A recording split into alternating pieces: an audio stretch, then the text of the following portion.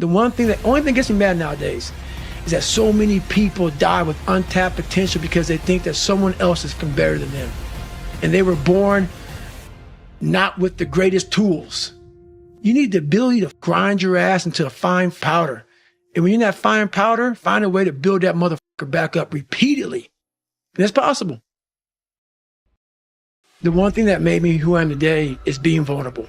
It's breaking myself down to the absolute rock bottom and being able to tell people who I am. And that's how I fixed it. Literally, look somebody in the eye and say, you know what, man? I have a whole bunch of character problems, character flaws. I've lied about this. I've cheated here. I'm insecure here. This isn't the real me. I lied to you about that. I wanted your acceptance in life. All those things happen, but the thing about it is that we get judged so quickly by who we are. We don't know. We don't go to where it happened. Life created this person, me. And I had to realize, man, that's okay, man. It's not my fault. Now I gotta go back and fix it though. So a lot of this isn't your fault, why you do some things you do, why you feel the way you feel. But no one's coming back to save your ass. You have to go back to where they started, wherever that place is for everybody, and have the courage to go back there and start fixing what broke you. It's not addictive at all, because you don't want to live there, but it's definitely a place that makes you look at people very differently. Because once you see, if I was born with a silver spoon and everything was given to me and life came easy, but knowing where I came from and where I'm at now, just because I was able to crack open a few more doors, that's what's disappointing for me, for other people. So it's not that I want to live there, I know I can go there. And once again, I know other people can go there. So I guess that's the thing with me, is I know I have the ability now to go to a place that's very, very hyper-focused, that I can accomplish some pretty amazing feats. Not because I'm amazing, because I allowed my mind to be open-minded for the possibilities of what can I achieve.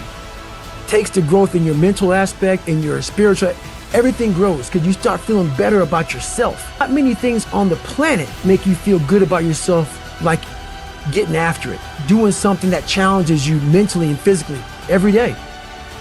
You cannot live in that normal mindset. You must be your best on your worst day. And how you do that is you cannot think of a normal mindset. You cannot have a normal mindset.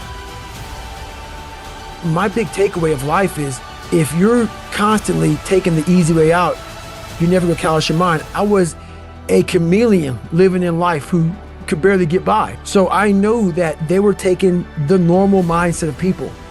They weren't talking about the 1%ers, the people who want it like there's no tomorrow. You're alone. You're alone. You may have a shrink you're going to, you may have a best friend you're going to, but there's 24 hours in the day where you're alone in this brain. And your brain is talking to you in all kinds of ways. And it wants to control you and pull you in these different pockets. If you can't control your own brain and your brain controls you, you're You got to tell your brain where you want to go and how you want to go and how you want to get there. You got to control it. If not, it's over. But guess what happens? That alarm clock goes off at 4 a.m. to train. I don't want to be a SEAL today. Or I don't want to be whatever today. I'll start tomorrow. And that's the usual pattern of people's lives. That's why I talk about clearing out the mind. Until you really want to do something, you're always going to be a talker. You always get run. So I had a hard time learning growing up, but I was very smart when it came to human beings. A genius, because I lived in such hell. I was always studying people. Who can I trust? Who can I not trust? Energy. I got really good with energy. Is this person's energy good? Is it bad? So I became a genius on human beings. So I studied people all the time. Studied all the time. It was the only way for me to move forward. So like a lot of times, if your back is hurting, it may not be your back. It may be something else in your body that's making your back hurt. For me, I'm like, man, why can't I get past this hurdle? So like I said, I'm always examining myself every day. What is it? What is it? Well, there's only one thing you haven't examined yet, and it's going back to the beast, going back to the demon.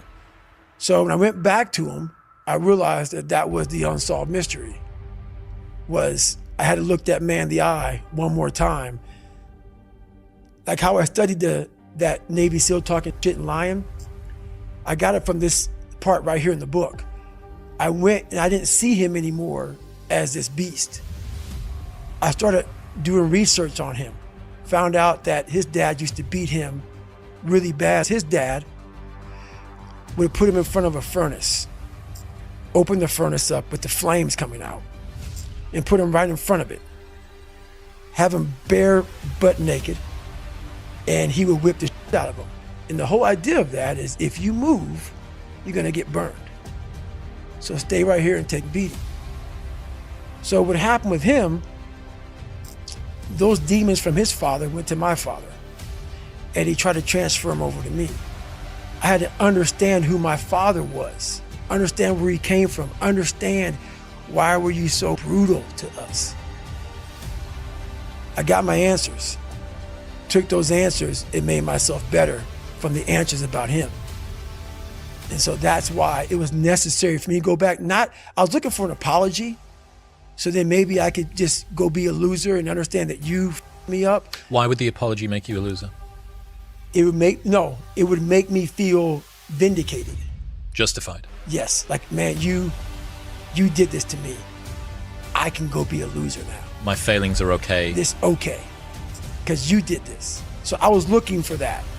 And when I went there, I realized, because this voice in here was saying, it's not your dad's fault. And I'm like, nah, man. Because this voice over here always said, it's your dad's fault. This other voice started tuning in, was loud, started getting louder. The more I drove to Buffalo, was saying, you get to face a lot of young man. You got a long journey ahead of you, because you're going to find out that while your dad did a lot of to you, you're going to have to make it on your own.